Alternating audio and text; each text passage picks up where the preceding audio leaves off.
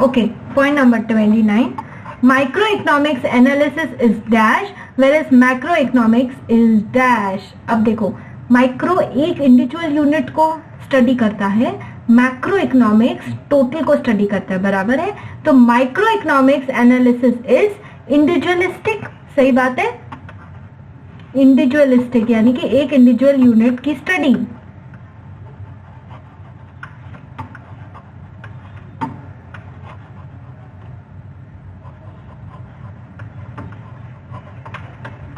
Okay, whereas macro economics क्या study करता है, टोटल की स्टडी। तो टोटल की study means, total means aggregate, और इकोनॉमिक्स की भाषा में उसे बोलते हैं एग्रीगेटिव।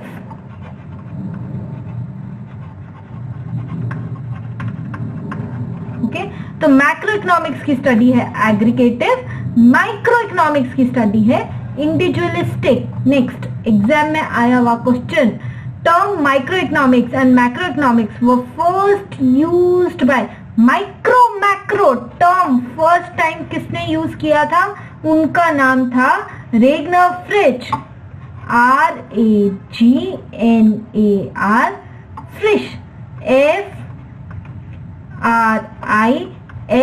FRISCH। तो माइक्रो और मैक्रो टर्म फर्स्ट टाइम जिन्होंने यूज किया था उनका नाम था रेगनर फ्रिश, ये याद रखना पड़ेगा।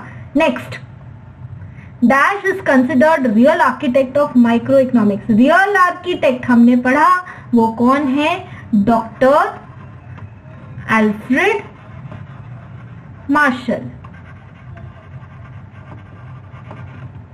Okay, next, micro economics is a dash equilibrium approach, it is a partial equilibrium approach.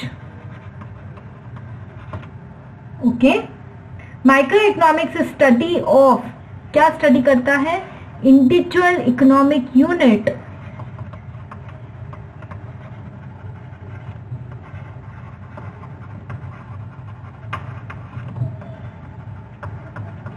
Next, economics is a dash science. Economics, चीजें कम हैं, रिसोर्स स्केर्स हैं, उनको अच्छे से यूज करना है, ऑप्टिमम यूटिलाइजेशन करना है, ये कौन करेगा, इंसान। So economics is a social science. Resources of every economy are limited. Resources होते हैं, अनलिमिटेड कहीं पर भी नहीं होते, यूएस यूके में भी नहीं होते, इंडिया में भी नहीं होते, अर्जेंटीना, कहीं धरती पर अनलिमिटेड रिसोर्सेज नहीं है, सब जगह लिमिटेड होते हैं। So resources of every economy are limited. Then microeconomics is based on dash analysis. Microeconomics, M for microeconomics, based on marginal analysis. That is एक additional unit, एक additional unit को यदि produce किया for example, तो उससे क्या change होगा, that is marginal analysis. Next, principle of economics was written and popularised by, popularise किसने किया, पॉपुलराइज किया अल्फ्रेड मार्शल ने, Alfred Marshall. Next, 38 number, dash means assuming all other factors remain the same, that is constant, while analyzing the relationship between two variables. यानी कि हमने पढ़ा ceteris paribus means other things remaining constant.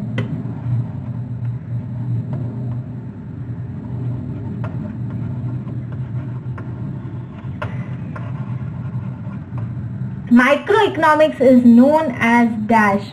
अब ये भूलना नहीं, इसको प्राइस थ्योरी भी बोलते हैं, ये हमने पढ़ा था, राइट। माइक्रो इकोनॉमिक्स को प्राइस थ्योरी, क्योंकि डिमांड एंड सप्लाई के फोर्सेस से इक्विलिब्रियम होता है, उससे प्राइस डिटरमाइन की जाती है under microeconomics, so price theory. And macroeconomics is known as, फिर मैक्रो इकोनॉमिक्स को क्या बोलेंगे, इनकम थ्योरी, भूलना नहीं। Okay, so these were the fill in the blanks of this chapter presented to you by aforaccounts.com.